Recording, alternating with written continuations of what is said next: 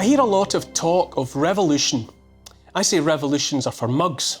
Mugs playing into the hands of more of the same.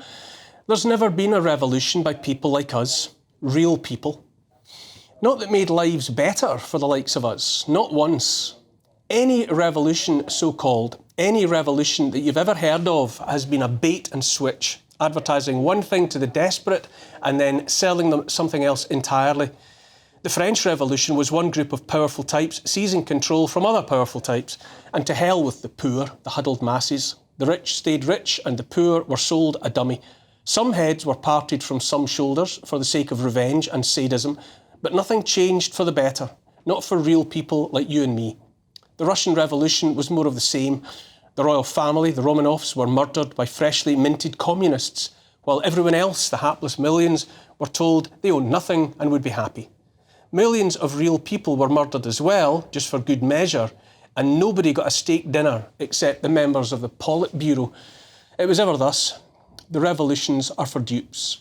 If you think a revolution now will make things better for the poor and the downtrodden, there's a bridge across the Thames I can sell you for cash.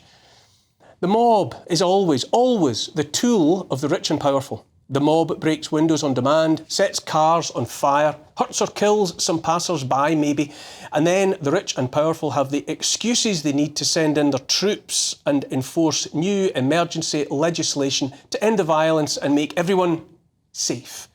The leash is shortened, the wheel turns, and all the real people have a little bit less than before. As Benjamin Franklin said, those who would give up essential liberty to purchase a little temporary safety deserve neither liberty nor safety. Revolutions do no more than let the next lot of rich and powerful people get richer and more powerful at the expense of the same old poor and powerless. Those left with the broken windows and burned out cars and businesses and holding out their hands in hope of help from those that saw to the setting of the fires in the first place. Don't think I'm only taking a pop at communists either. Fascists are the same as communists. All the ists and isms are exactly the same. You couldn't get a cigarette paper between the outcomes of fascism and communism. Communist revolutions and fascist revolutions end up in the same place, with the poor and powerless looking up at mountains of corpses. All revolutions are for mugs. What we need is not a revolution. No more revolution forever. In fact, what we need is not a revolution, but a reformation. And before anyone starts shouting, I'm not talking about religion, about anyone's religion. I'm talking about a reformation of the way we deal with each other, treat each other, how we act as individual sovereign human beings. In the autumn of 1517, a German priest called Martin Luther posted some thoughts on the town notice board. He was angry about a fellow churchman roaming the streets nearby and telling people they could avoid hell by handing over money. Get out of jail free cards, if you will. The Pope at the time wanted a fancy new church in Rome, St. Peter's, and wanted to pay for it by selling plots of land in paradise. With that in mind, he was more than happy to have his salesmen tell those that could afford it that they could do as they liked when it came to sinning, just as long as they were prepared to pay the price in hard cash. Roll up, you sinners, sin all you like. Hand over the coins and heaven is yours when you're done. Luther was not impressed, to say the least, and believed the only way to heaven was through faith, something money couldn't buy. He asked, why does not the Pope, whose wealth today is greater than the wealth of the richest Crassus, build the Basilica of St. Peter with his own money rather than with the money of poor believers? The Pope got angry and excommunicated Martin Luther. Talk about cancelling. And Luther took the paperwork and burned it in front of a wide-eyed crowd. If the intention was to silence dissent, to censor, well, that went well, didn't it? Luther wouldn't shut up, and so the world was shifted on its axis, and forever. Note to self, never shut up. Technically, that wandering churchman who so annoyed Martin Luther was selling what you call indulgences. There's nothing new under the sun, as we say, and indulgences are on sale again. Carbon tax, for example, payable for burning petrol and what have you, for heating or air conditioning your home, for eating meat, for having the audacity to breathe, will shortly be affordable only for the rich. The rich will buy, in the manner of the indulgences of old, the freedom to burn as much fuel as they want in their private jets and super yachts. They'll live in homes made warm or cool as required with more carbon. They'll eat what they want, go where they want, live as they want. and they'll pay for the privilege in the manner of the indulgences. They will buy their way out of purgatory. They will buy the carbon allowances of the billions of people like you and me that can't afford to do likewise. The billionaires will live as they please, buying their way out of any trouble, just like the rich who thought they could pay their way out of purgatory and straight into heaven in the days of Martin Luther. There's nothing new under the sun. It's always the same and always will be the same until there's a societal reformation. We see it all around us now. The rich do what they like, get richer and get away with it, while the poor pay the price. The poor are given toxic rubbish to eat, while the rich enjoy the profits of the sale. The poor get fat and sick and sad, and the rich get richer selling them potions and pills. Big Pharma got rich on the proceeds of pushing gene therapies in response to COVID-19, and uncounted numbers got sick or died as a result. 3 years later, and the truth starts dribbling out. AstraZeneca have admitted their product can cause blood clotting.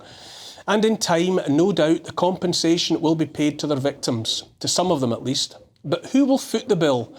On account of the terms of the emergency use authorisation under which the product, all such products, were rolled out to the unwitting public, and the indemnity that went with it, any compensation will surely be paid not by the company, but by us. Those that took the jabs and those that didn't. Look to the company and they wave their get-out-of-jail-free card. It's always the same. If you're rich, if you've already got the money and the power, then you're in the clear and the little guy is left to carry the can all the way to hell. Everything is free to those that can afford it and ruinously expensive for those that can't. Money talks and nobody walks. When you get right down to it, it's all about the value placed on human life, on every human life. And if you look around you now, you'll see that the powerful value their own lives most highly, while dismissing yours and mine as no more than flickering lights on a computer screen, dots on a spreadsheet. There's 500,000 dead in Ukraine, maybe more. No one with the means to do so cares enough to count. In Gaza, the dead Palestinian men, women and children are piled in their thousands. But the narrative of war has changed in recent weeks. Once upon a time, Ukraine was sold to us in the West as the defence of democracy. Now that ship has sailed, that fakery has failed, and so the puppets, ermined lords among them, are selling tickets to the charnel house as value for money and a good investment. The rich and powerful make no secret now of how they believe they're different from us, better than us, deserving of better lives than us on account of their wealth and connections. In the end game being played now, the objective is nothing less than the immiseration of those not already ruined. Taxes of every sort are hiked. Taxes that never existed before are created and enforced. None of the money collected will be spent as advertised to fix roads, build hospitals, secure the borders, boost innovation and employment. Tax on individuals serves no other function than to take it away from those that earned it and that might use it in pursuit of better lives. When you live in a world in which the powerful seek absolute total power, then the intended destination for the rest of us is feudalism, serfdom, the way things have been for most people like us for most of recorded history. They say power corrupts, but I say rather that the already corrupt are attracted to power. Once in power, it's do as I say and not as I do.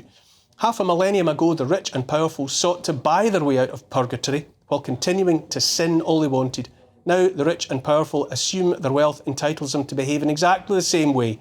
Here's the thing, it's not a revolution we need because a revolution only serves those already powerful.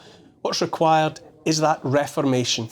Martin Luther, he of the First Reformation, protested that every human being was responsible for him or herself, indeed had to expect to stand before God and give account of him or herself.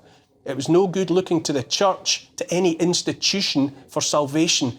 It was about taking and accepting personal responsibility. No one's coming to save us, quite the contrary. The only solution, the only salvation lies within each and every one of us. So stay awake, keep pointing out and calling out the liars. We won't comply our way out of tyranny. Stop swallowing all the crap, and I mean literally. It's simply time to look after ourselves, to take care of ourselves, because there's no cavalry coming. Stand up straight and stand strong. If the last few years have taught us anything, it's that the defiance of every individual does make a difference. The road we take next is not up to them, it's up to us. Andrew, a reformation rather than a revolution. Oh, you're absolutely right. And I think what we now need is sort of respect for fellow human beings. And the reality is, it's a lot of things is rather than being a penalty, as you say, for doing wrongdoing, it's a licence fee. And those who can afford to do the wrongdoing, pay that licence fee, can get away with it. So it's actually also an evolution rather than a revolution. I think the more that we can understand each other for humanity's sakes, that's got to be good. And what I find extraordinary, and we've just got the results of various elections coming out, the biggest winner was actually apathy. You look at the turnout in things like Blackpool, what was it, 32%? I think somewhere else it was like 22%. It means that people can't be bothered. So what does that tell us about the people at the moment? Why are they not engaged? It feels as though we're living in parallel realities.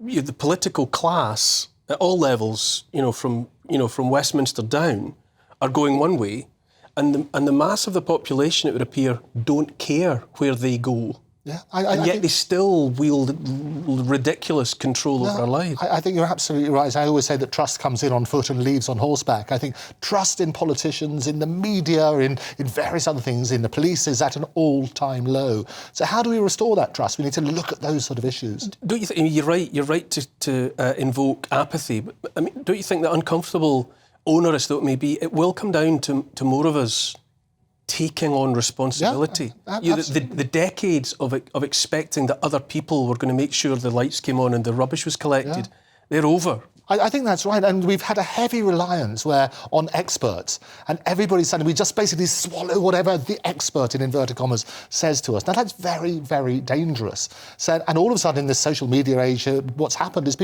everybody's an expert on everything, whether it's on the Constitution, whether it's on vaccines, and so on and so forth. Everybody with an opinion espouses that opinion, however ill-founded. And I think it's more than ever we have to question everything. And what I always find extraordinary, whenever I come on your show with you, reading some of the comments on social media, well, you're not doctors, how can you comment on it? Well, all we're doing is questioning it. You have to question everything. Every question is legitimate, and as soon as we get experts who can't agree, we've got a problem. That's absolutely right. That idea that we should just abdicate responsibility for everything is a slow death by 1,000 cuts. Yeah. We have to pay attention, read for ourselves, understand for ourselves. I've got to go into a break already, after which I'll be joined by German economist Professor Richard Werner to talk about the reality of money. You're watching the Neil Oliver Show on GB News. Don't go away.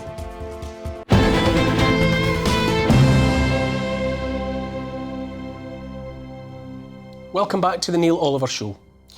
Professor Richard Werner understands perhaps better than just about anyone else where money comes from, who creates it, and why the banks have so much power over our lives. Welcome to the show, Professor. Hello, thanks for having me on the show. We keep hearing, as a population, year after year, decade after decade almost, about imminent financial crash and burn. But somehow or other it's averted and avoided. In your opinion, will the crash ever come? And if so, when? Well, I thought that's one of the certainties that we can be quite sure of, that we will get another financial crisis.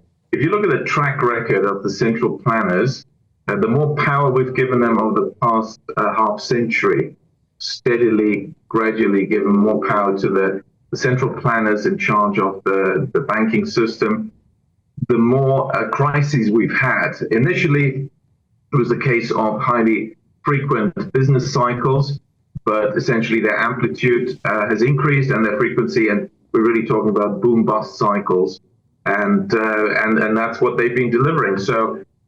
And that's a consistent track record. And you see, one reason is that we give them more power each time after each crisis. And for some reason, we believe them when they say, we couldn't have prevented that. It's because we don't have enough power. Give us more power, then next time it won't happen. And each time we give them more power. And that's how it's happened consistently. So, with that in mind, if and when the next crash comes, what metamorphosis would you predict? Obviously, some of us have been predicting for some time now central bank digital currencies, digital IDs and the rest. Will this be the moment when those shadows enter our lives? Well, I think that's certainly what the central planners have in mind. And in fact, there's a lot of similarities to what happened in the 1970s when the official narrative tells us, it was some exogenous shock. It's always outside things that create these crises, we're told. So there was this inflation because of the oil shock. But actually, it was quite different. It started in 1971 when the United States defaulted on its international obligations to change the dollar to gold. They didn't want to hand over the gold. They delinked the dollar. And then, of course, the dollar fell. And to prevent a further fall, they did several things. Number one, told the other central banks under their sort of auspices in Europe and Japan to print money like crazy. So 71, 72, central banks just revved it all up, money creation because of their control of the banking system, accelerate bank credit creation as well. That caused the inflation. The oil price shock happened later. The oil price quadrupled in January 74 when, for the first stage, inflation had already peaked in mid-73 in quite a few countries, you see. So the official story doesn't add up. And then they arranged for another anchor for the dollar, switching from gold to the petrodollar by getting Saudi Arabia to sell oil only against the dollar and invest 80% of the proceeds in U.S. treasuries, plugging the twin deficits budget and balance of payments deficit in the same game. Now, it's very similar to what happened in 2020 and the years following, because, again, we're told, it's a war happening and then an energy shock, and that's why we've had inflation. Absolutely not true. What happened first was March 2020, the central planners revved up money creation like crazy, and that caused the inflation 18 months later. As I warned at the time, when I saw the data, and by May 2020, I expected significant inflation because it was massive credit creation, forcing the banking system to massively expand credit creation and the central banks themselves as well. But of course, they're blaming it on this, external forces.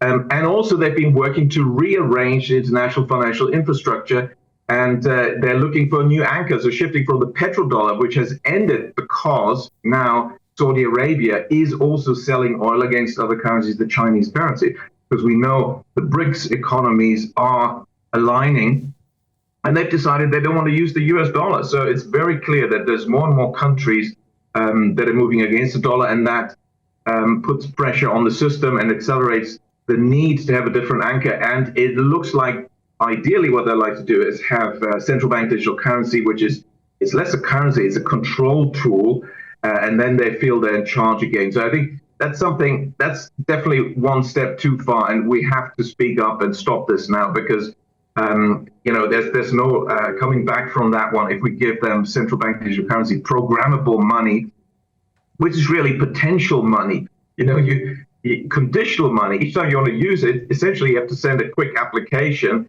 whether the central planner says yes or no to you at that spot in this geographic location for this particular purchase at that particular shop, buying that particular, say, book by that author. And if they don't like it, it's not going to happen. And you think they can't do that? Well, they'll use AI against us. That's one of the key functions for the central planners, to have the tools to manage us. And of course, some people will get special personal treatment, as we've seen with some people that get cancelled. So that's the current plan, I suppose, based on what they've told us. Andrew Eborn, it's a terrifyingly confusing situation in which we find ourselves, is it not? No, you're absolutely right. This endless litany of not a litany, but this endless sequence of financial crises, each one of which seems to be rectified in favour of the bankers, and the rest of us are left floundering, wonder what just happened. No, you're absolutely right. And as you said at the top of the show, what we do, we're so reliant on experts who hide behind jargon that we don't understand what's going on. And actually, banks have been dropped by most economists since the 1980s because they're only intermediaries. So you've got to look at, well, where does your money come from? And what's the reality on that sort of side? And what I love about these sort of explanations is get rid of the jargon, unpack it in a way that people can understand. Professor Werner, I'm very mindful that most people, maybe perhaps especially the younger generations coming through, simply have no idea, nor could they have any idea of what money actually is, where it comes from, who creates it. If you could pull the levers, what would you insist that people understood about the reality of money? The fact that, for example, concerning central bank digital currencies, which is a bit of a misnomer to sell it to us, they're telling us, oh, it's new, it's central bank digital currency. We haven't had that. Actually, we've been using bank digital currency, BDC, for several decades because banks create money when they give a loan. And because of that power in the hands of the banks, and the banks, of course, are supervised by the central banks, it is important to have a decentralized banking system with many, many small banks. And countries that have achieved that, they perform much better. That's how China did it. They started out with the central planner's dream of one bank, the central bank, and no other banks, Soviet system. Then Deng Xiaoping came to power in 1978, and he wanted a system that works. And we know a decentralized system works much better and is actually much more resilient and delivers. So instead of 5 central planners at the central bank deciding who creates and how much money to create and who gets it and spending for what, he's created 5,000 banks with 24 branches each, with 24 loan officers giving loans to small firms. So now you've got 3 to 5 million loan officers, and they make the loan. And as long as they lend to business investment, for small firms, for business investment, you get growth and no inflation. But in the West, the central planners, they've been jealous of the Soviet central planning system. They've been wanting to introduce that. I mean, the EU is such a structure, but also other central banks. And so they want to reduce the number of banks. In the UK, the problem is there's too few banks. What we need is small banks, because the big banks don't lend to small firms. And if you have many, many small banks, they lend to small firms. Then you get money creation on the ground by many small banks that lend to the local firms for local business expansion, job creation. It's much higher job creation and economic growth, not inflation and not asset bubbles and crises. It's when you have a centralized system like the UK, 5 big banks dominating banking. They don't want to lend to small firms. They want to do big deals with big customers. So they lend to the private equity funds, the hedge funds, financial speculation, property loans, real estate lending. That creates these boom-bust cycles and banking crisis. So what we need to create many small banks. And in the UK, I've been working on that. We need to set up community banks. I think a lot of people would like that, to have a local bank, local headquarters, the bank managers locally being the ones that make the decision. And the regulators should look kindly on this, because a system like this is actually more resilient to shocks and crises, and it delivers for the country. And that's what the UK needs other countries also.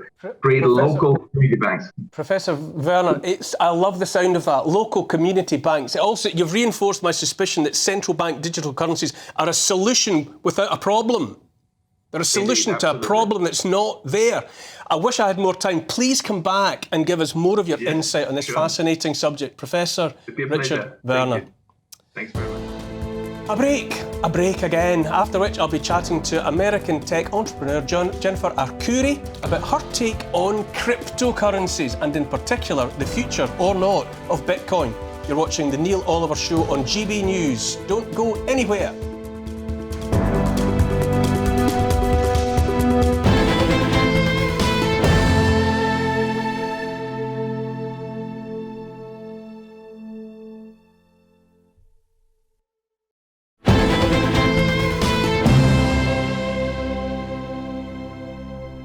Welcome back once more to The Neil Oliver Show, where my next guest is American entrepreneur Jennifer Arcuri. Welcome to the show, Jennifer. How are you doing? Hi, Neil. How are you? I'm very well. Thank you for having me. It's a pleasure. I've just been talking to German economist Richard Werner about the reality of money, about where money comes from, about the power that control of money gives to bankers and central bankers in particular. But within that area, cryptocurrency, alternatives to cash, you have very strong opinions about Bitcoin in particular, do you not? Can you illustrate to me why that is so? Well, first of all, I love that you're having this conversation. It's really great to see it take mainstream television. It is important. I know a lot of people are concerned about their money, and I think basically it comes back to a very basic fundamental of the life cycles of currencies. And as we're seeing now, this life cycle is coming to an end, this currency. And as history has shown us many years before, we'll always reset back to gold. It will never be Bitcoin. Bitcoin is not scalable. Bitcoin cannot take on the traffic, and this whole idea that it's some, value, store of value or digital gold. I know there's a lot of Bitcoin maxis out there that will hate me for saying this, but that just simply is not true. There is no intrinsic value of Bitcoin. I'm a very pro advocate for digital assets in the crypto space. I am extremely pro blockchain, but never Bitcoin. I believe Bitcoin is being used as a trap, another Trojan horse. And as you and I have mentioned many times, I see them manipulating the prices of gold and silver to particularly keep the nominal price down so that banks have the ability to buy in and at these low manipulated prices. And then as you've seen the years of the narrative shift on Bitcoin, Bitcoin's a beta. Bitcoin was introduced after the last, 2008 crash. So then we bring in this exercise of digital currency. And at first it was the drug users and the cartel, and now they're picking it up and bringing it into mainstream. And a lot of people bought into the concept that it was outside the system. Neil, you and I know that's just simply not true. It's completely inside the system. When they created a Bitcoin ETF, they created an ability to short the market. They now are controlling the system. Jennifer, can you explain? So there's many myths around Bitcoin. Can you explain to my audience why Bitcoin continues to reach the values that it does? I remember it coming in and a Bitcoin was worth whatever, less than $1. I haven't looked at it in the last 10 minutes, but I've seen it recently up at around $60,000 for a single Bitcoin. How can that scale of fluctuation be possible? So I know a lot of people, because of my Bitcoin doubts, will try to make out that I don't understand what I'm talking about. But the time to buy in on Bitcoin was 10 years ago, Neil, not now. 10 years ago when you were able to build the rig yourself and build it. Now it's just too expensive. It's costly and labor intensive. There's no incentive for these validators, for the people running the network to be rewarded, especially after this recent Bitcoin halving. And as it continues to have, there'll be less and less incentive for it to be mined. So proof of stake, proof of work doesn't work. I mean, what we're seeing here, where they're trying to create Bitcoin out of nothing and then now create a value around it. I believe this is a narrative, a very concerted narrative here to push the plebs into this digital currency, which will be regulated, as we're seeing with the Ripple case coming on. And right now it's the XRP Vegas event going on. Shout out to everybody out there. They're creating an XRP Unleashed film that will be produced that is going to document the corruption that's been going on with the SEC and the free passes for Ethereum and how they allow one set of rules for one currency and another set of rules for another. But this fiat currency, the bottom line here, Neil, is fiat's coming to an end, and they're going to look for other ways to create liquidity. And that's why you're seeing the price of Bitcoin do what it's doing. It's creating this FOMO effect where everybody's jumping in, feeling that they're going to become millionaires, when the reality is the time to buy Bitcoin was 10 years ago. Hold on, Jennifer. And I know that for a fact. I mean, we were buying it and mining it then. But now we're coming into a place of regulation. I mean, even if you did continue this the mining and building out the proof of work, this scalable consensus protocol that Bitcoin runs on is never going to be an optimal world currency. It's not going to be what people use on a daily basis. It's not a store of value because there's no value to it. It's a bunch of pump and dump. Hold that thought, Jennifer Arcuri. Andrew Eborn, do you have FOMO? Do you have fear of missing out on Bitcoin, or are you glad that ship sailed with that? I think as soon as I was hearing Jennifer speak, and you were asking, well, what is this explanation for these crazy valuation? They are crazy. FOMO, fear of missing out, is what drove it. Because people want to, they hear everybody say we're multimillionaires for doing nothing overnight. That sort of greed factor. But I think, as I always like to do, is break down the jargon, because a lot of people will be watching here and say, well, we don't really understand what is a Bitcoin. And I think whoever better than Jennifer just to explain in simple terms what it is.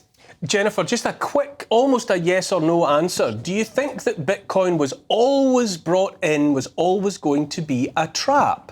Or do you think there was an earlier period where it might have been something else entirely?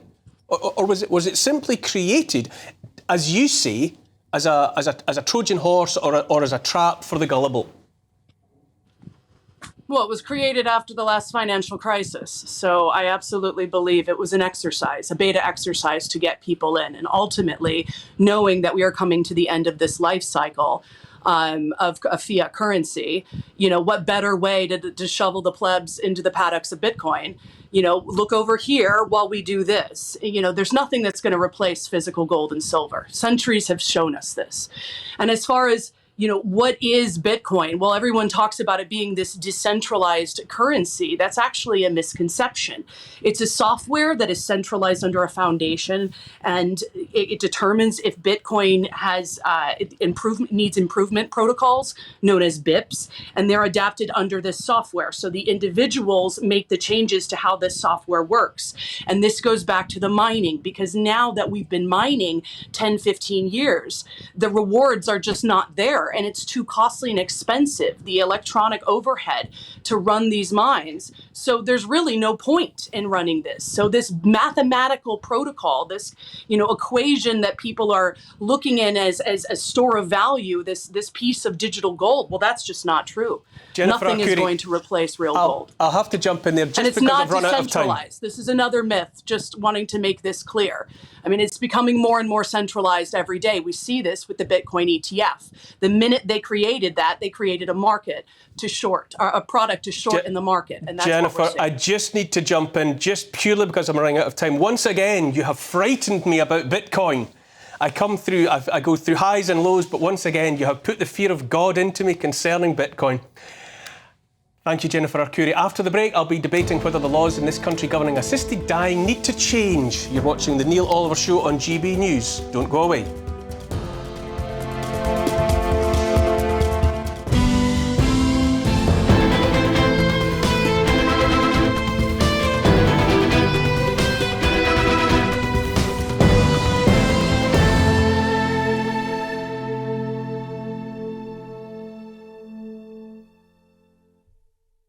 Welcome back to The Neil Oliver Show.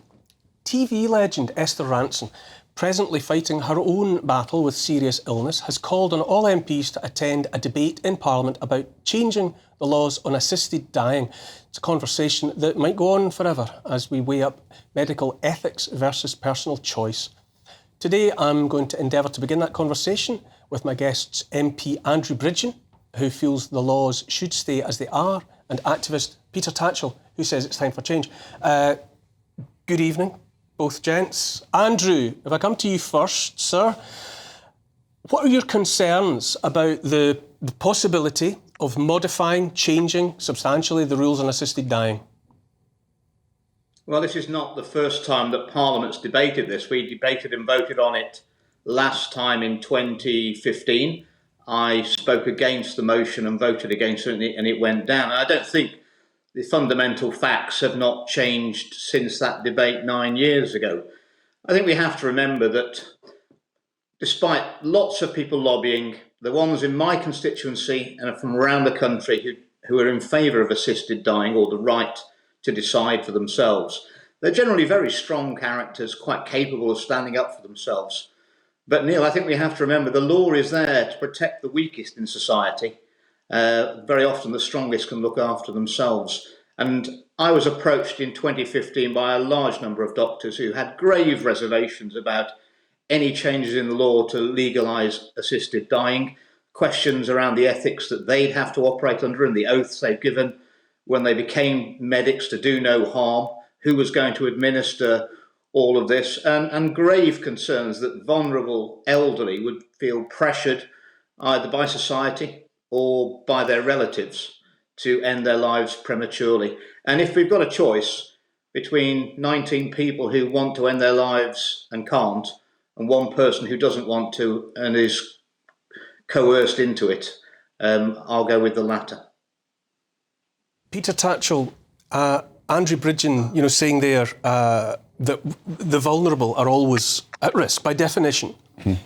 In what way would you say that the law can be changed to meet the needs of those who wish to have assistance in dying, and those who might, one way or another, find themselves manoeuvred into that position against their better judgment?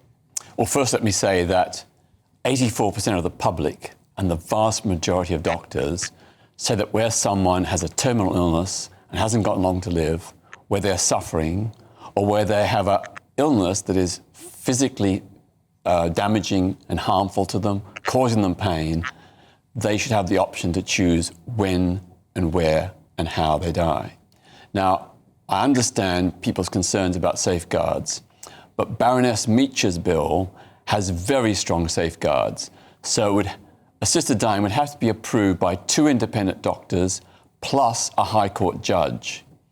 It could only be applied for by a person aged 18 or older who was of sound mind, who had given their permission freely, and who had a terminal illness with less than 6 months to live. So those are very strong safeguards. And I think, when it comes to dying, during life, we all expect a good quality life. I think people should also have the right to a good quality of death. Prolonged suffering, agony that I've seen a couple of my friends go through is not kind, it's not compassionate, it's not what we should accept. Andrew Bridgen, it does sound, from what Peter's saying, that the safeguards are there, the process as laid down, properly followed, ought to protect the vulnerable and everyone else. But you clearly suspect that there are workarounds in there that would be to the detriment of some.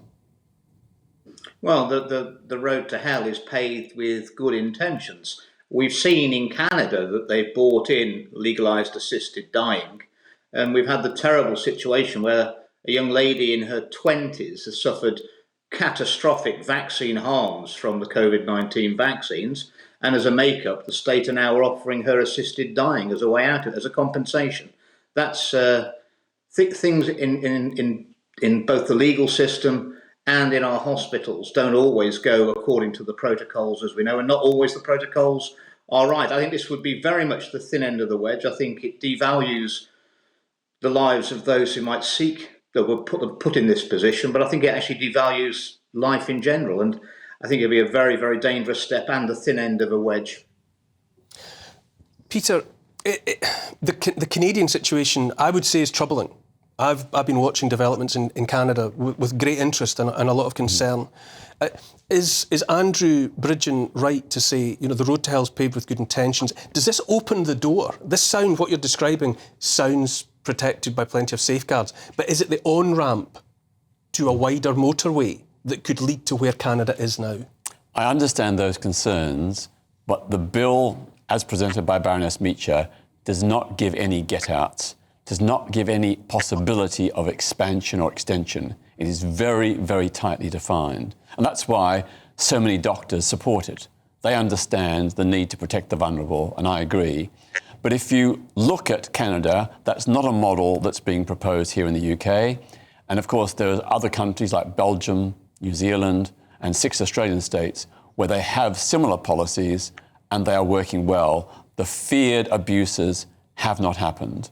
And we need to say, and I say this as a person who saw 2 of my friends die very long, painful deaths, to see them for week after week, month after month, suffering in agony with no prospect of any cure, that was just so painful. It was so painful for them and for me to watch it, knowing that they had no hope of any cure, no hope of any treatment. They did have palliative care, but it wasn't good enough. It didn't prevent the pain and suffering.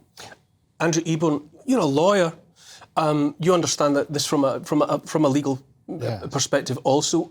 How do we help doctors and patients walk the ethical tightrope between what seems decent and what might be illegal. Sure, you're absolutely right. And under the Suicide Act 1961, just to be clear about this, assisted suicide is an offence. It's punishable by up to 14 years in prison. Peter's absolutely right. There's a quality of life. You're entitled to right to life, but also dignity in death. And I think what Andrew's talking about with respect is about the safeguards, if you like, to make sure those safeguards are in. What's currently before Parliament is you're putting those safeguards in. And I think that's what you need to look at. The people deserve a quality of basically being eased out of pain, if you like. And there's some of the terrible circumstances that we hear about, and Esther Ranson, to her credit, has spoken very publicly about that. What we need to do is make sure that you can get dignity for people so they don't have to go abroad, they don't have to be away from their loved ones, and they can have dignity in death as well as in life. Andrew Bridgen, it has always been the case, or it has been the case for as long as I can remember. We all know that people at the end of life, sometimes at home, who have no prospect of recovery, are possibly unconscious, and are very much hovering in the departure lounge, are helped on their way with morphine or similar interventions. So it's there, isn't it? Assisted dying, whether we confront it face to face or not, is already with us. Yes, well, people, quite rightly ask for pain relief during a terminal illness, and if that pain relief is of a higher and higher doses to conquer the pain, eventually that will induce death, and that is a side effect. But Peter talks about the protections in this bill. Well, it is indeed, it could be a bill, and bills can be amended. And I'd ask your viewers to remember that income tax was only brought in as a temporary measure to pay for the Napoleonic Wars. We've still got it now, and it's been extended many, many times. That's what we're opening Pandora's box on. That is a contentious point, I suppose, and it's also a valid point that once you open the door, all things are possible in the future. But what I think occurs to me is that Andrew in Parliament in another context has sought desperately to have a conversation about excess deaths to no avail. It falls on deaf ears, and I do wonder. Here's now assisted dying. That I do wonder whether enough attention is paid to life, the absolute bright shining light of life. Now we're having, when it comes to dying, it would appear the more the merrier. I don't think anybody wants anybody to die, and certainly supporters of this bill do not want anybody to die for suffering ages and ages and ages. We don't want to see that suffering. It's about the relief of suffering. And I think that's an understandable and very legitimate concern. As I said, I witnessed two friends going through months and months of agony. The palliative care was as good as it could get, but it wasn't good enough. They were really, really suffering. To see the grimaces on their faces, the tears, it was just heartbreaking. And I wouldn't want anybody to go through that. I think we just have to give people a choice with these safeguards so that they can end their life with dignity. Peter Tatchell, Andrew Bridgen, it's such a painful, literally a painful subject. Barely even been able to touch, I suppose, on the ethics as it applies to and as it affects, doctors trying to do what's right. But thank you both. Thank you both for your contributions.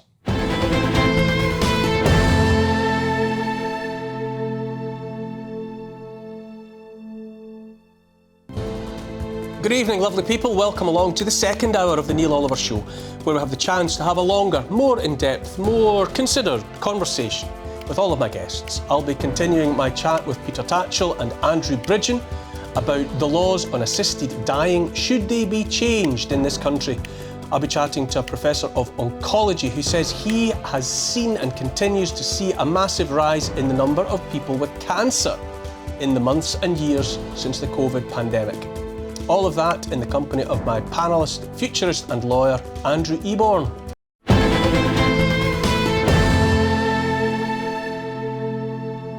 Welcome back to the Neil Oliver Show, where I'm continuing my discussion today on whether the laws in the UK concerning assisted dying are due for review and change.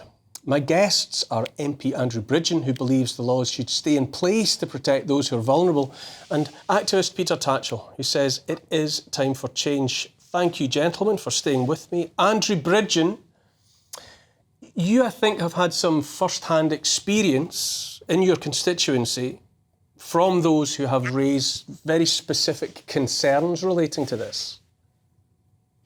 Yes, in 2015, I was approached by a local doctor who told me how he'd taken the time to actually visit my office and explain his grave concerns about assisted dying. He also said that he thought that a large number of doctors just ethically didn't sign up for this and wouldn't be willing to do it. And ultimately he said he wanted to work in the National Health Service, not the National Death Service. And he told me about being called out to an aged lady, and she'd stopped breathing, and he was actually administering CPR to her. And he said at the bottom of the bed, the relatives were deciding which of her houses they were going to have. And he said you should have seen their faces when I brought the lady back to life. And he said if it had been up to the relatives, there's no way that she'd have been around. And that was his story to me. Obviously distressing to hear, Andrew, but where does it place GPs? You know, if a GP is approached by a family, by a patient requesting assistance in this way, are they obligated in terms of their ethics to assist, or can they say that this is just simply a practice they're not prepared to follow? Well, currently, as the law stands today, assisting someone to commit suicide is a criminal offence. But clearly, as doctors qualify through medical school, they give an oath to their patients to do no harm. And clearly, what we'd be asking qualified doctors to do, if it is to help someone to end their life prematurely, that would be doing harm. We'd be asking qualified doctors to go against all the ethics of their profession. And I really, quite honestly, I think a lot of doctors just wouldn't be willing to do it. And I think, we know some of the criminal actions that we've seen in the past. Are we going to have one doctor in a GP practice who does this? If it's not going to be performed by someone who's qualified, are we going to let these lethal drug cocktails be loose to people to administer to themselves, in which case they would just be floating around in wider community? That would be extremely dangerous. There's a lot more to this than simply saying, we just need to give people the choice of when to end their own lives. There's an awful lot more to this, and people need to be aware that, say, as I said earlier, the road to hell is paved with good intentions, and if merely passing legislation made the world better, we would have one of the best societies in the world, because we've certainly got plenty of legislation. And what I always worry about is the unintended consequences. And the unintended consequences of allowing this bill to proceed to law is absolutely immense. Peter Tatchell, listening to Andrew speak, it's clearly a very nuanced, very difficult, very sensitive situation for anyone to find themselves within. What would be the reality for a doctor, who's not, his own personal ethics prohibit him from assisting someone to end their life? What do you envision happening, where someone is asking to be helped out of this life? Perhaps their GP has a problem with that. Then there's the complications of the motivations of the wider family. It could potentially, it's fine the way you describe it. I completely understand it, the necessity for a decent death. But there are many, many ways in which the situation could be manipulated by bad actors. Well, first let me say that 84% of the public and the vast majority of doctors support the right of a person to choose the timing and manner of their death. They say that just as we all expect a quality of life, we should also be entitled to a quality of death, that no one should have to suffer agonizing pain for weeks and months and years, that if they choose, with supervision and with coordination to end their own life. That should be their choice. Now, under the bill that's proposed, the assisted dying bill of Baroness Meacher, there are very strong safeguards. An assisted dying would have to be approved independently by 2 different doctors.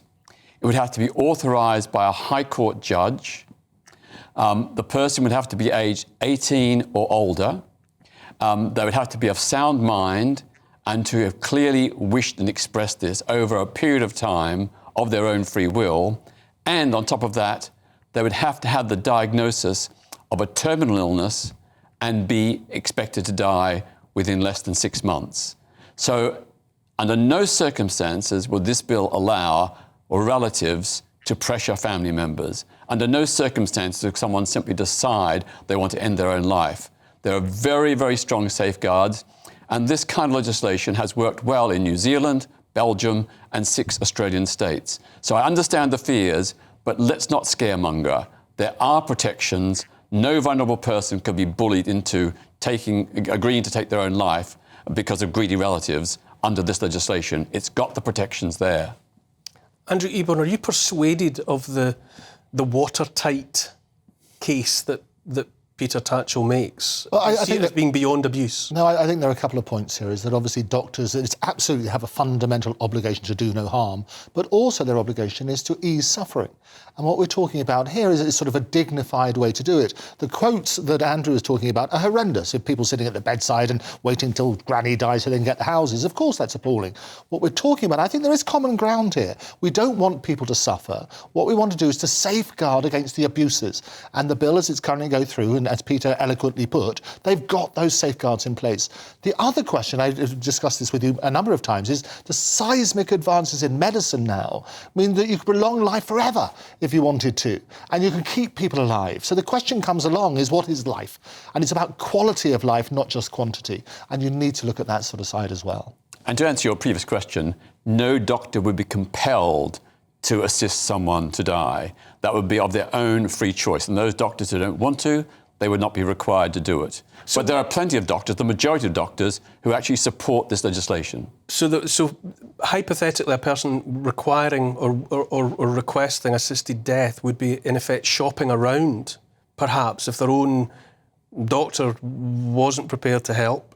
They would have to make alternative arrangements, which sounds uncomfortable, let's say. Well, as I said, it would require the authorisation and approval of 2 different independent doctors. So if someone's own GP would not give that approval, then usually nowadays there's multi-practice GP surgeries, so probably another doctor within the surgery would be agreeable. But if that didn't work, then they could go to a different approved register and seek the advice and the commitment of another doctor. So it's all about giving people the right to die with dignity, to not have to suffer. Now, I say this as someone, I've seen 2 friends of mine suffer very prolonged, agonising deaths. They had palliative care, but it wasn't good enough. I'm visualising now their grimaced faces with the pain, writhing sometimes in agony before my tears rolling down their face. It's terrible to keep people alive in those circumstances when they're going to die, when there's no cure, and when they're clearly suffering extreme pain. That's compassion. And Andrew Bridgen, you and I have talked in another context about bodily autonomy more than once in relation to the medical interventions that were offered and pushed as vaccines during COVID. And bodily autonomy seemed to be shouted down loudly, people saying, my body, my choice. And yet here, this would very much seem to depend upon a person being able to claim bodily autonomy. Am I right in thinking there's a greyness there between, in the last 4 years, people were discouraged from considering that they had bodily autonomy, and that now those requesting assisted dying, a main plank of it would be my body, my choice, and it's being honoured in one and not in the other. Well, I think it's when it suits the state, the rules can change. I am very concerned that there was involuntary euthanasia during the first wave of COVID-19, and we've talked on your programme you gave us the airtime to bring in concerned relatives around NICE guideline NG163 and the midazolam and morphine. And clearly, I think, Matt Hancock has had some Damascene conversion, that he was always against assisted dying, but now he's suddenly for it. And I really do suspect people like his motives around this, when he's very clearly implicated in very serious questions about the potential euthanasia of tens of thousands of vulnerable elderly in early 2020. Peter, how would you react to that? There certainly was conversation, and allegations have been made, and counterclaims, and and it's been refuted, and so on. But there certainly was a time when people were saying, and they're still saying, that their relatives were shuffled off this mortal coil against their will and without the knowledge of the families, which serves to point up the potential danger when you invite the medical establishment to have that life and death power. Well, that certainly was the case. And I know from my own experience, my own cousin had a decision taken by medical staff to withdraw food and water just hours before her sisters were due to arrive from Australia to her bedside. They effectively killed her just 5 hours before her sisters arrived. But that was not lawful. Well, put it this way, they got away with it, but, it wasn't lawful, and what happened during COVID wasn't lawful either. What we're now proposing is to set up a clear, lawful framework which would not allow anybody, either as a sick person themselves or relatives, to force something through without the oversight of 2 independent doctors and a High Court judge.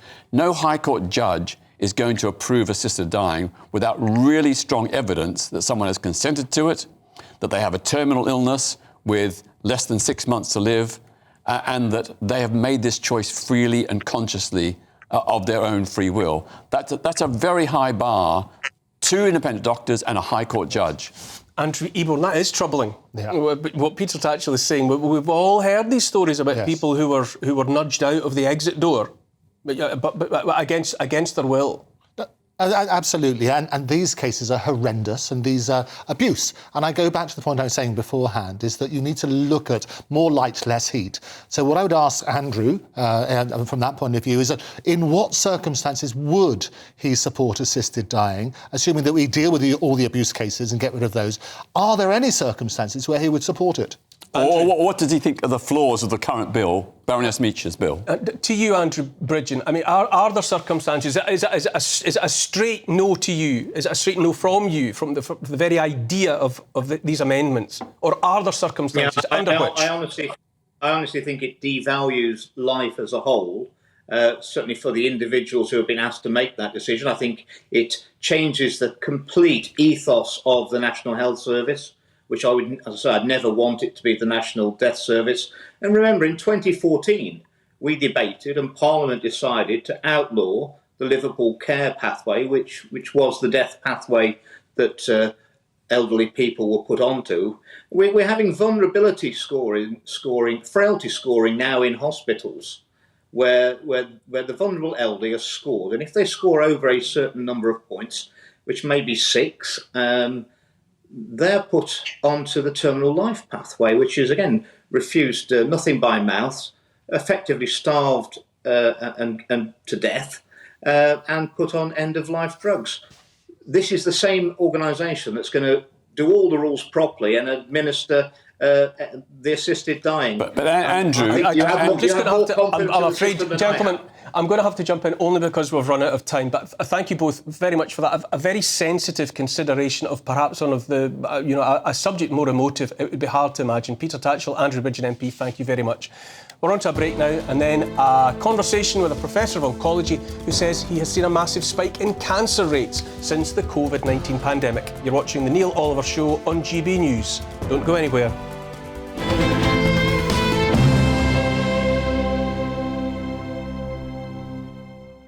Welcome back to The Neil Oliver Show.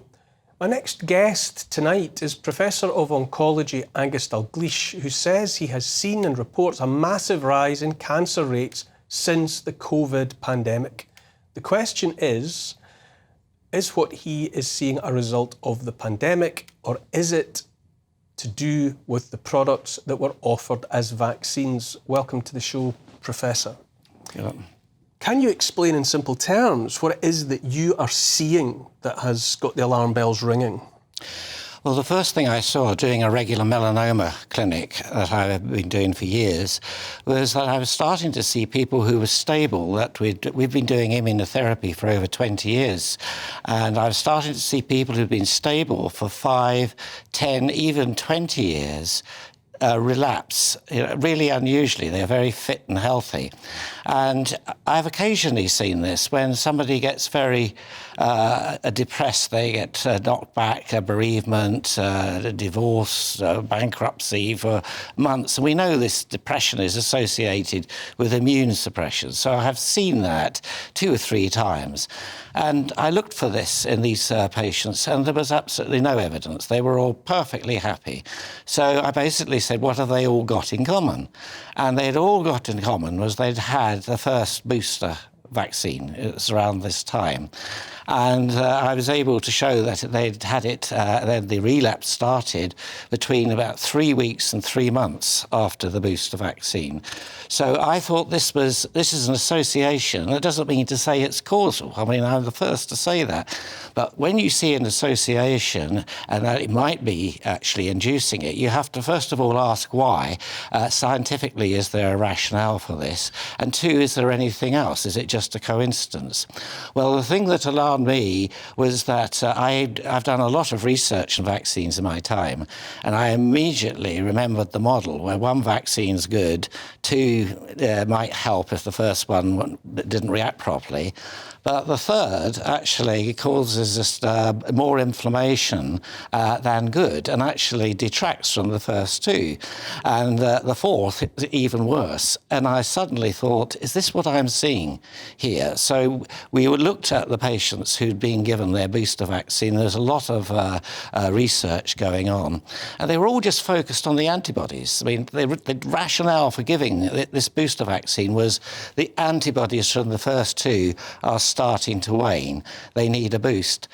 That was totally inane thinking, because the antibodies will always wane after an infection, after a vaccine, and then they will settle primed for when you do come across the virus. They're primed to rise up against it. You don't need to give it a big boost. And the other thing that was clear, they were boosting initially with exactly the same virus that they were attacking in the first place, which had left the planet over a year ago, 18 months ago. And we were now dealing with a totally different variant, the Omicron, which I actually personally think was the best vaccine we ever had, because it was airborne and very non-toxic. What is it that, let's say that it's the booster, whatever was injected in the booster. What is it that it does to the body or to the immune system that would make that person more susceptible to the cancer that had otherwise been being held in abeyance? Well, that's quite right. The immune system, it does hold the cancer in abeyance. We now know that very, very well. And we've known that when severe immune suppression is induced by some other source, like HIV, cancers appear, which would not normally have appeared. So what's happened with this booster, I mean, it's a powerful booster designed to induce as many antibodies as possibly can. And the immune system's only got limited resources, and it remains in an equilibrium balance. So you're suddenly using an enormous amount of these resources to make antibodies to throw at a virus that's not there and never will be. And we predicted that if there was a successful coronavirus vaccine, it would only be useful once, because you get this thing called immunological imprinting or antigenic sin.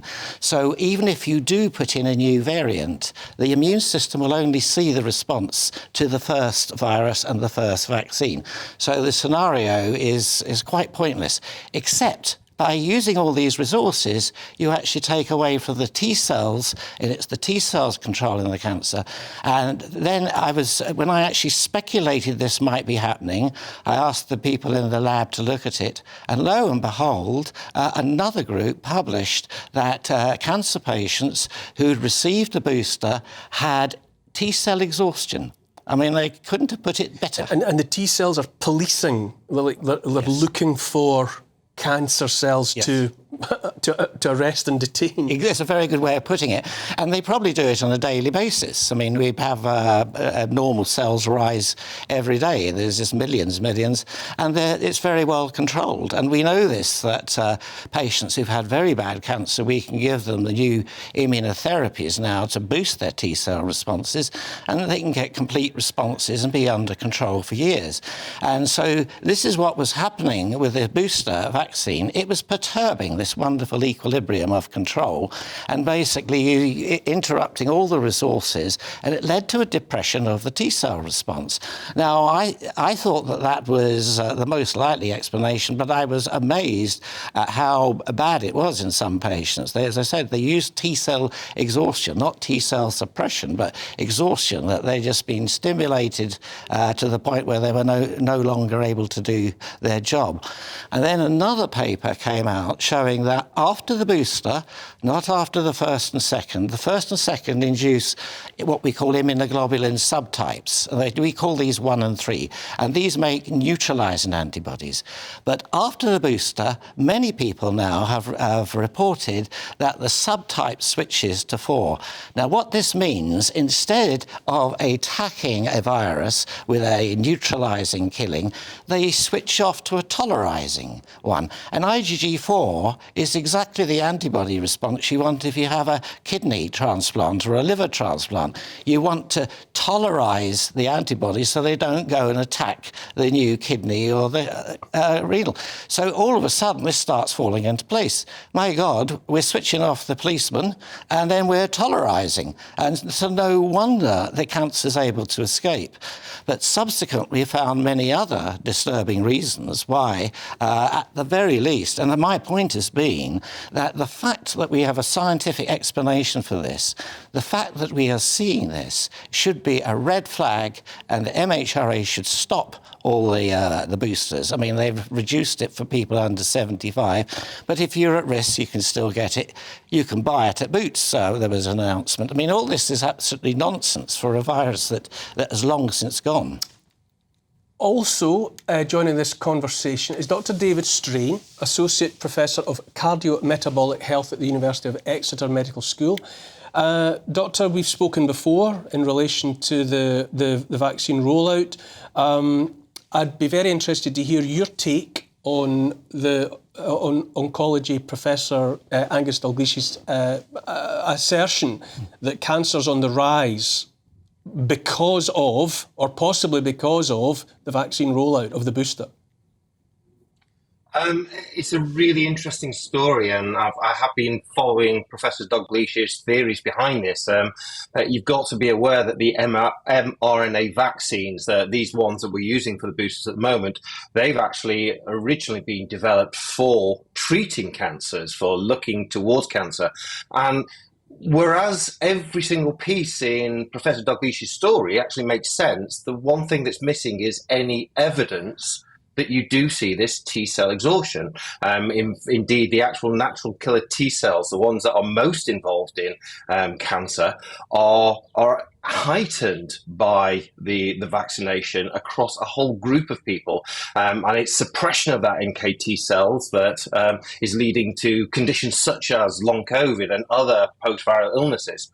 It's also interesting that he's completely skirted the fact that the virus itself is oncogenic. The virus itself, like many other viruses, has got demonstrated that it reduces one of our protective things, P53 and sirtuin 5.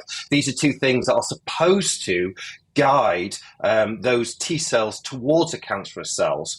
And the virus, COVID itself, all variants, including the Omicron variant, have been linked with suppression of P53 and suppression of SIRT5. And the difference between that and Professor Dalglish's story is that has actually been demonstrated. It's been very clearly demonstrated in mouse models and human tissue culture that this virus will suppress the things that are supposed to protect us, are supposed to do that. So, you know, it's a great theory, and it does need exploring. Not in any way saying that we should discount it. I'm not in any way saying that vaccines are 100% safe. What I'm saying is that the evidence is lacking that there is any suppression of the T cells from the Dr. vaccine. Strain, let me address that directly to Professor Dalgleish. I very often hear this split between those who say the problem is caused by the vaccine products, but no, the problem is caused by the virus itself. Mm-hmm. And here again, there seems to be a plank of Dr. Strain's argument. So how do you respond to the suggestion that it's not the vaccine, that it's the COVID virus? Well, the first thing I'd like to correct is one major error. There's been massive publications showing T-cell suppression, T-cell exhaustion from other centres now, and there's been several publications that are published, peer-reviewed, and it's accepted. Indeed, my own lab have confirmed this. So, I mean, you can't say things which are just blatantly not true. The second thing is, whatever the virus does, it is out of the system within about 20 days, and so it doesn't have that much time to do the various links, and we mentioned about P53, etc. That's something that usually takes quite a long time to interfere with before you would get any outcome. We're talking about the messenger RNA from the vaccine. That doesn't last 20 days. It's 9 months and counting. So it's got plenty of time to induce all sorts of chaos that the virus never would. You either get rid of it, you get long COVID, or you die from it. What we're seeing now is that the COVID boosters, they are all messenger RNA, and the ones that I'm aware of being given. The AstraZeneca was quietly withdrawn when the clotting issue became recognised, but nothing was done about that.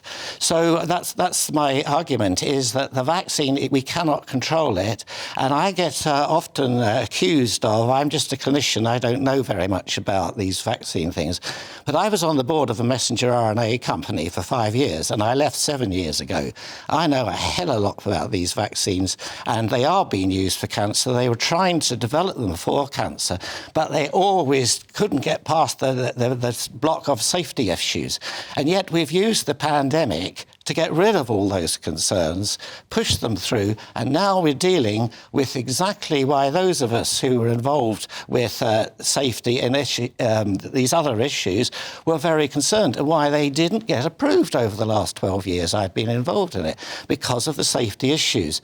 Just to make it easier for the viewers, to get a virus vaccine from messenger RNA, if you just do the messenger RNA and use that as a vaccine, it's dissolved in 20 seconds. I mean, so you have to stabilise it, and there lies the problem. You have to put it in the nanolipids vehicles, and you have to put in an insert into it to stop it being gobbled up within 20 seconds. Unfortunately, that insert, we can't control it, which is why we can identify it 9 months later, and I have colleagues who have identified, because the virus is different from the vaccine RNA, you can identify that messenger RNA in tumours that it has caused. You can actually identify it in tumours, and there are many publications on that. Dr. Strain, it does sound. How do you respond to the suggestion? Were you unaware of the peer-reviewed publications to which the professor refers? Because it does sound as though there are plenty of examples out there published of T-cell suppression. So there are two different issues there. So firstly, going through the fact that a virus doesn't cause cancer, that's utter nonsense. We know human papillomavirus, we knew hepatitis B and C virus, all of the herpes virus actually can cause cancer. Epstein-Barr virus is a great example of that, which is causing many tumours around the world even today. And that's the virus that we get that causes glandular fever in some people hangs around. So suggest that a virus doesn't cause this is utter nonsense. Now, I am aware of T-cell suppression as a concept. I have not seen any papers that suggest that a booster vaccine will cause T-cell suppression, and I would love Professor Dalgleish to send them across to me, because I would actually like to read them.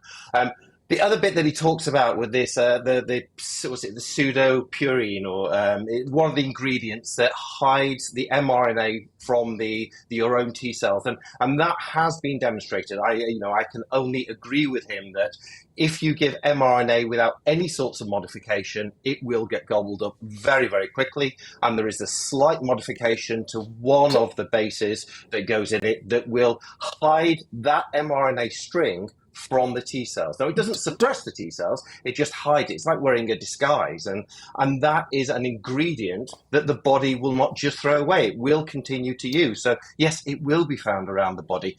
I am still fail to be convinced that having a molecule that we've inserted that you can get in foodstuffs, you can get all over the place, having a molecule that we've inserted into a vaccine is the cause of a cancer just because it is there at the same time.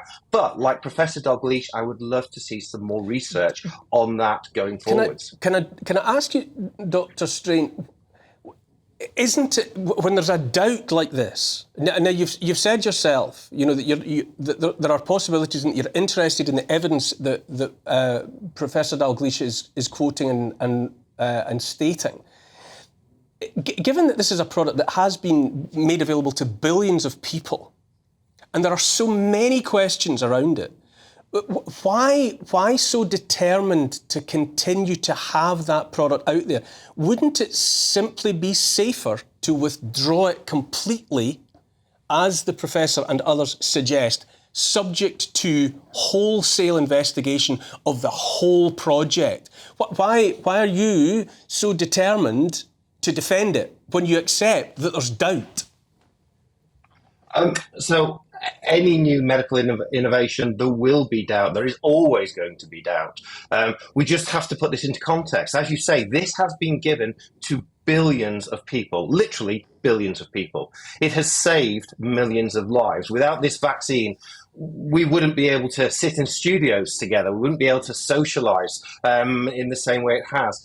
If there was a tremendous increase in cancers that we'd have seen, we would have started to see it by now. And actually, the small increase in cancers that we've seen in the registries coming through recently is entirely accountable for by the fact that for 2 years we were locked down, we weren't getting our safety checks. So we were bound to get more cancers in an aging population as you come out of a pandemic, because cancers that have been left are now coming to light. Hold on there, Dr. Strain. People, yeah. Hold on there, Professor. There's a lot to unpack there. There's a lot of information. Lots of information. I just simply have to let you respond. I mean, before I do, I would say that line about millions of lives saved, is that based on any real-world data? Or, as I've always understood, it's based on a single paper by Azragani, published in The Lancet or the BMJ, I think. Yeah. And it was all based on mathematical modelling. There was no actual real-world data involved. I seriously doubt whether the vaccine programme saved any more than a handful of lives. And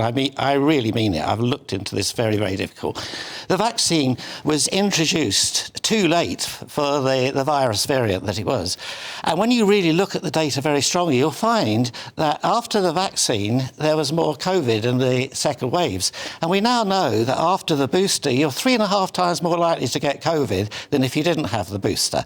So that's another real-world example of a suppression. I'd like to take issue about viruses and cancer. I mean, I have written books on viruses and cancer, so I know all about the oncogenic viruses. The coronavirus is not an oncogenic virus. It is only capable of being an oncogenic virus if you stabilise that RNA, and then that can interfere with the genes that unlock and unleash effects. So I really take issue with that. That's got nothing to do with it. And I really do take issue that the vaccine programme has saved anything significant. And I made a statement that I do believe now that the vaccines have probably killed more people than they've ever saved. Forget the cancer. I mean, the heart attacks, the myocarditis, the strokes, neurological problems. They're enormous. And I'm just saying, hey, I'm starting to see the cancer thing. You asked me how I got into it, but subsequently then, I'm seeing loads of patients who have gone down, and my even friends. And when I actually published that I'd seen this, and my reason for doing it is to say to the MHRA and to the NHS, whoa, there's something here, we don't need it, stop it. But they have totally ignored it. But interestingly, I've been contacted by colleagues all around the world, from Australia, South Africa, Canada, USA, all call me up, email me. We see exactly the same as you. They say, we see it's exactly the same. Dr. Strain, what evidence do you have about the vaccine having saved millions of lives? And I'm offering that so that you can, so that you can respond in real time to Professor Dalgleish, saying that and going on the record saying that the vaccines have killed more people than they've saved.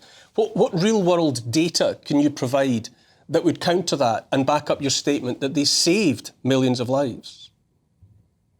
So the real world data has rapidly accumulated, just looking at countries that implemented vaccination strategy versus those who haven't done it. I mean, even today, the mortality from COVID in Republican states in America is 5% higher, absolute numbers, than in the Democratic states. So in the states that are Trump supporters, anti-vaxxers, they have more chance of dying of COVID for any other risk factor. The statement that you're more likely to catch COVID if you're vaccinated, strictly speaking, actually is true, and that's just looking at non-comparable data. Because if you think about people who have had the boosters, think about people who are more likely to continue to get boosters, they are the people who are far more likely to die. And if you've got a tenfold increased risk of dying of COVID, and then you're vaccinated, and even if it halves the risk of you dying of COVID, you're still going to have a fivefold increased risk of dying of COVID because you started off at a much higher rate,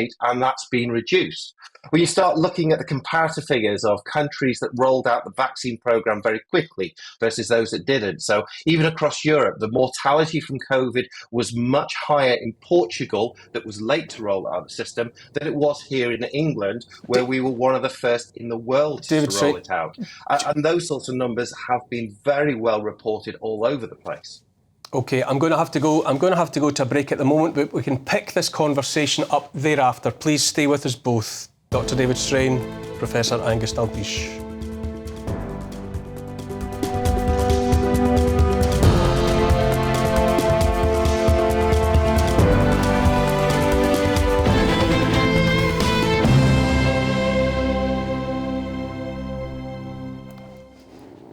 Welcome back to the Neil Oliver Show, where we're continuing to consider the suggestion, the well-evidenced suggestion by oncology professor Angus Dalgleish that there's been a very marked spike in the incidence of cancer in the aftermath of the COVID pandemic. Professor Dalgleish, it's a very complicated conversation to listen to for the uninitiated. But it strikes me again and again, it comes back to the fact that we were told going in that the vaccines were safe and effective. And I don't think there's any denying, is there, that the word safe should never have been used, given the information that was already available to the authorities and from the pharmaceutical companies before a single needle had been put into a single arm. And as for effective, the suggestion which underpinned all of the propaganda that you were taking these products not for yourself, or not only for yourself, but to protect the community, when all those concerned in authority and the pharmaceutical companies knew that they had not even been asked to test if those products would prevent transmission from person to person. So neither safe nor effective. And it bemuses me why, after 4 years, those products are still out there being pushed into people's bodies. Well, I personally think it's bordering on criminal negligence, to be quite honest, because we're discussing, is there a link between the vaccines and the cancer? It's now very clear there's a massive link between the increase of the vaccines and cardiovascular deaths, clots, everything. And we've known that for a long time. The CDC in America have known it, but they and the other regulatory authorities have been paralysed into doing nothing. And people like me who speak up, they do everything they can to silence, threaten, report, court-martial, the various things that they have. But as a doctor, my first duty is first do no harm. So when I suspect that some totally unnecessary, useless agent, that's, as you quite rightly say, there's no evidence whatsoever they ever protected transmission. That was just a myth. And the way they've used the data is just appalling. When they actually got the regulators to sign up for this, they said Pfizer, Moderna, AstraZeneca, 95% effective, 94% effective. This was the biggest smoke and mirrors going, because they were quoting relative risk. If you'd actually looked at absolute risk, the figures then were 0.84. Now, I'm not a statistician or a mathematician, I'm a real pragmatist, practical face. I want to know, how many people do I need to vaccinate before even on those figures you're going to prevent one infection? That figure was 118. Now, I would know that it was a total waste of time going ahead with them, and they had fiddled the figures. Every paper trying to make out the vaccines were good or effective or did some use or save millions. It's all done on modelling and selected, highly selected data, which, I mean, I've really lost my faith in the journals. I mean, when I was the first to pick up that the virus had escaped from the lab because it had 6 insertions around it, we thought, they need to know this. It's important, because if you don't take notice of that, you'll end up with a bad vaccine. We submitted it and it went to Cabinet, and everybody witty, they've all seen it, so they can't deny it, what have you, but they chose to ignore it. And then we sent it to Nature, Science, Virology, Lancet, and we got the same reply back. Really eerie. It said, we've nothing against the science, but it is not in the public interest to publish your paper. Andrew Ebone, not in the public interest to publish a paper like that. I'm sitting here horrified, is the honest answer. We started the show talking about how dependent we are on experts, and we pointed out, look, we're not experts, we're not doctors. We now have 2 experts in their field. A professor of oncology saying these things is really, really horrifying. There's a couple of things. I mean, it's, as you highlighted before, and there's causation versus correlation. But questions of fact, it's all about evidence. And I think there's some fundamental things, because you then get, let's see the evidence first, and then let's have opinions on that evidence. But there seems to be a dispute about the evidence. You talk about the T things, and our guest who's not in the studio at the moment, but whether or not he's asked for the evidence, we can present that. So at least accept there is that evidence, because he's saying there isn't. The other thing is the suggestion that viruses cause cancer. And you're saying categorically that that's not the case. Is that right? That many viruses cause cancer, and he named them off, but there's nothing to do with the coronaviruses. Right. Coronaviruses as a group do not cause cancer. It is possible that if they are interfered with and they last months and months, they could. And we do know mechanisms they could. But there's no way that coronavirus infection would ever cause cancer. Any perturbation of the immune system is transient. As I said, the virus only lasts a maximum of 20 days. It's very well measured, 12 to 20 days. Whereas the messenger RNA from the vaccine is being produced 9 months down the line in your body. And there it is a totally different animal. It's got plenty of... So two quick things then, probably to both of you, if I may, is that why do you think your colleagues and others within the industry, the medical profession, are disagreeing with what you're saying? It is unbelievable. I mean, I've just co-authored a book which sums it up. And in the end of the day, we're trying to work out the title, and we summed up what we were documenting, the death of science. Talk about follow the science. They were never interested in the science. They should have called me in about that and say, where's the evidence for these things? Because we were able to translate it. Molecular biologists go, oh, it could be a random mutation, this, that and the other. No, this wasn't. And the journal that published it in the end was a biophysics one.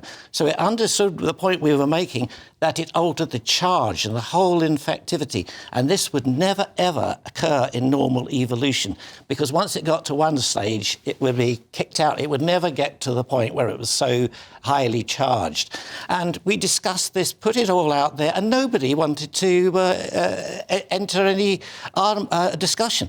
The thing about, I published another paper, apart from this one, on the history of coronaviruses and the vaccines, vaccination for them. Been going over 20 years, and they're very, very important, and we'd love to have effective vaccines for coronavirus in animals.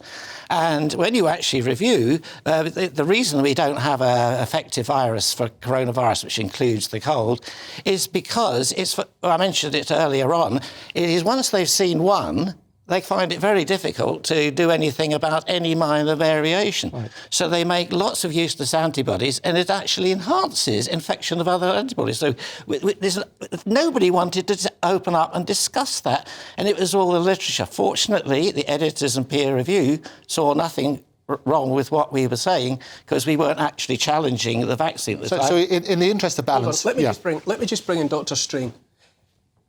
It does feel like mounting evidence, Dr. Strain. You know, as I said to Professor Dalgleish, there's no way you can still say safe and effective. You know, we know about the myocarditis, we know about the blood clotting. Professor Dalgleish is making, you know, is talking about a connection to a spike in cancer rates. And yet the population were pushed to take them on the grounds that they were safe and effective. And those are demonstrable untruths. Now, more and more evidence comes out all of the time. Why is it in your interests to defend what sounds like the indefensible? Why not just take the step of, in the interests of public safety, let's put the brakes on these products altogether? Why hang on to them in the face of all of this mounting evidence and doubt? I don't understand. So, I mean, the term safe is something that actually, if I'm ever doing any work with any sorts of pharmaceutical industry, it's a word that I'm absolutely refuse to use. And it doesn't matter who it is that's going for it, because nothing is completely safe. And that doesn't just account for drugs and vaccines. That's everything from your Big Mac and fries through to crossing the street. Nothing should ever be touted as 100% safe. And what we've got here is a safety of a risk to benefit ratio. And yes, there have been a few highlighted problems. I mean, the myocarditis, significant issue for a very... What benefit? What benefit? It doesn't stop transmission. It doesn't stop transmission. The very definition of vaccine had to be changed. A vaccine, as we've all understood it, was an injection that you took, or it was delivered into your body in some way, and it stopped you contracting the disease. But this product doesn't even do that. It stops you dying of the disease. It stops you dying of the disease. I mean, but that's not a vaccine. So even the very definition of vaccine had to be altered in order to keep these things on the market. I mean, why defend something with so many shadows over it? I don't understand why you wouldn't just advocate its withdrawal until we know more. So at the moment, there is a very small select population that are still being offered vaccines. And for those particular people, the benefit of vaccination still outweighs the risk. We still have very, very small numbers of people dying of COVID. Fortunately, nothing like the numbers that we were getting before we rolled out this vaccination program. Remember, they were literally in a position that we were having to make decisions about whether somebody would be getting oxygen supply or whether they were going to be allowed to drown in their secretions. Now, that is not a decision we've had to make since the vaccine. The key role of the vaccine has always been to reduce hospitalizations, to reduce death and dependency and the bits that go with it. It wasn't. The secondary concern is the risk. The secondary concern is the risk of ongoing long-term problems. It was demonstrated very clearly here in the Office of National Statistics, and that's been replicated in several different countries, that vaccinations reduces the risk of long COVID. Remember, there's 2.1 million people that are currently still affected by their COVID weeks, months, years after their initial infection, and the vaccine reduced the risk of that. Yes, I am not denying that the AstraZeneca vaccine caused blood clots. That's part of the mechanism of the adenoviral vector. We didn't know it at the time. That was a vaccine that was actually already pretty much being developed for many other purposes, including malaria, that it's being used for now, and it did cause problems there.